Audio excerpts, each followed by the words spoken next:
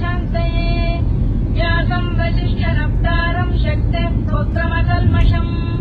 पराशरात्मजम् वन्दे शुकतातम् तपोनिधिम्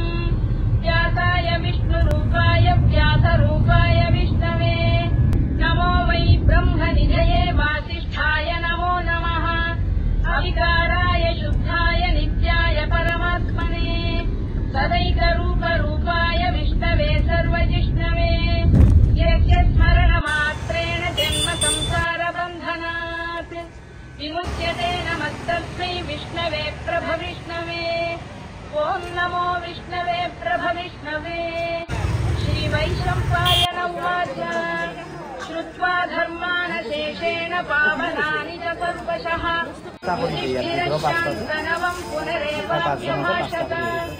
युधिष्ठिरोवाच किमेकम् दैवतम् लोके किम् वाप्येकम् परायणम् स्तुवन्तः कङ्कमत्यन्तः शुभम् को धर्मः सर्वधर्माणाम् भवतः परमो मतः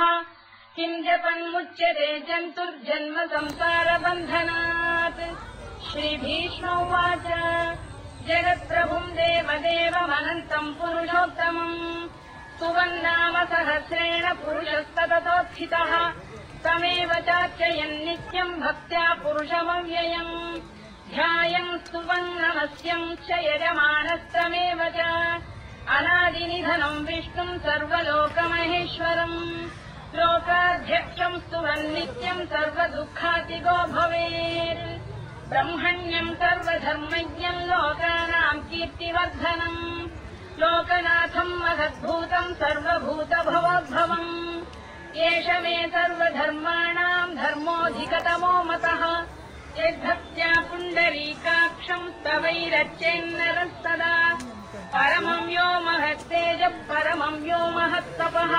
परमम् यो महद्ब्रह्म परमम् यः परायणम् पवित्राणाम् पवित्रम् यो मङ्गलानाम् च मङ्गलम् दैवतम् देवतानाम् च भूतानाम् यो व्ययक्रिया यतः सर्वाणि भूतानि भवन्त्यादियुगागमे यस्मिंश्च प्रलयम् यान्ति पुनरेव युगक्षये तस्य लोकप्रधानस्य जगन्नाथस्य भूपते विष्णोर्नाम सहस्रम् मे शृणु पापभयापहम् यानि नामानि गौणानि विख्यातानि महात्मनः ऋषिभिः परिगीतानि तानि वक्ष्यामि भूतये ऋषिर्नाम्नाम् सहस्रस्य वेदव्यासो महामुनिः छन्दोनुष्टुप् तथा देवो भगवान् देवकीसुतः अमृताम् शुद्धवो बीजम् शक्तिर्देवकीनन्दनः कृतामाहृदयम् तस्य शान्त्यर्थे विनियुज्यते विष्णुम् जिष्णुम् महाविष्णुम् प्रभविष्णुम् महेश्वरम् अनेकरूपदैत्यान्तम् नमामि पुरुषोत्तमम् अस्य श्रीविष्णोर्दिव्यसहस्रनामस्तोत्रमहामन्त्रस्य श्रीवेदव्यासो भगवान् ऋषिः अनुष्टुप्छन्दः श्रीमहाविष्णुः परमात्मा श्रीमन्नारायणो देवता अमृतांशोद्भवो भानुरिति बीजम् देवकीनन्दनश्रेष्ठेति शक्तिः उद्भवः क्षोभणो देव इति परमो मन्त्रः धर इत्यस्त्रम् रथाङ्गपाणिरक्षोभ्य इति नेत्रम् त्रिसामासामजः सामेति कवचम् आनन्दम् परब्रह्मेति योनिः ऋतुः सुदर्शनकाल इति दिग्बन्धः श्रीविश्वरूप इति ध्यानम् श्रीमहाविष्णुप्रीत्यर्थे सहस्रनाम जपे विनियोगः ध्यानम् श्रीयोगङ्गप्रदेशे शुचिमणिविलसत्सैकते मौक्तिकानाम् मालाक्लुप्तासनस्थस्फटिकमणिनिभैर्मौक्तिकैर्मण्डिताङ्गः शुभ्रैरभ्रैररभ्रैरुपरि विरचितैर्मुक्तपीयूषवर्षैः आनन्दीनः पुनीयादरिनलिन गदा शङ्खपाणिर्मुकुन्दः भूः पादौ यस्य नाभिर्विहरसुरनिलश्चन्द्रसूर्यौ च नेत्रे कर्णावाशा शिरोद्यौर्मुखमपि दहनो यस्य वास्तेयमब्धिः